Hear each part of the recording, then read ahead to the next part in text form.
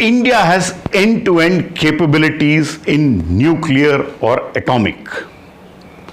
India produces its own nuclear power, has more than 20 atomic reactors. India produces its own nuclear fuel, and India also has its own capabilities of making, designing, and deploying atomic weapons. In 1974, deep under the sands of Pokhran in the Thar Desert, India carried out what it called was a peaceful nuclear explosion. A fission device was exploded deep below the sands at Pokhran. Many countries put technology denial and sanctions on India, and leading them was the United States of America. India continued to hold its ground from 1974 to 1998, when the situation became very difficult and India once again conducted a series of atomic weapon tests at Pokhran deep below the earth. India conducted 5 atomic weapon tests at Pokhran: a thermonuclear device, a fission device, and 3 small Chotu weapons. And the then Prime Minister Atal Bihari Vajpayee declared India as a nuclear weapon state. India has been a reluctant entry into the nuclear weapons club, and it came in only when the situation became unpalatable and India needed to assert its sovereignty when the Comprehensive Test Ban Treaty was coming into play. India exploded those 5 nuclear weapons, became a nuclear weapon state, and the Indian scientists gave India the nuclear teeth. Since then, India has also developed full capabilities of delivery, from surface to air, air to surface, and from the sea onto land. The nuclear triad is complete. India has a no first use policy and has a policy of credible minimum deterrence. After the 1998 explosions at Pokhran, India rejoiced. The celebration was double.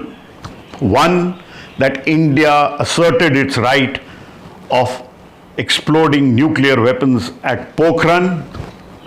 But the bigger joy for many Indians was that India hoodwinked all the secret service organizations of the world, especially the Central Intelligence Agency, and secretly conducted the tests.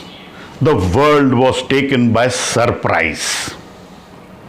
After that, the then President of the United States of America, President Bill Clinton, said he would come down like a ton of bricks on India and imposed technology denial and sanctions on India on a very stiff manner.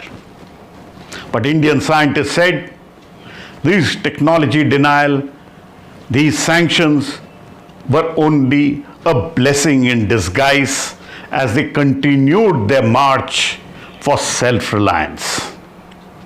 Since then, there has been a rapprochement between India, the US, and other countries through what is called the Indo-US Civilian Nuclear Deal. India became part of the global nuclear order. India is still not a member of the nuclear suppliers group,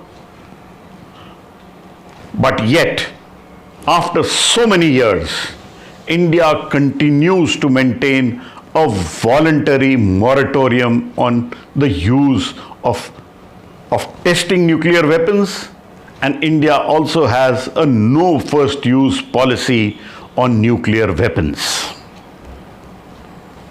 India asserting its right as a sovereign nation to become an equal partner in the global nuclear order by becoming a nuclear weapon state.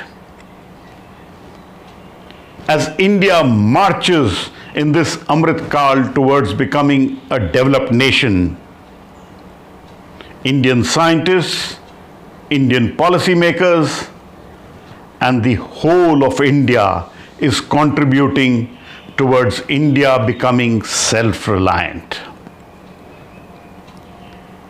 India's sovereignty, India's security, and India's strength, in a way, comes from the 1974 blast, the 1998 nuclear weapons testing, and the economic power that India is becoming.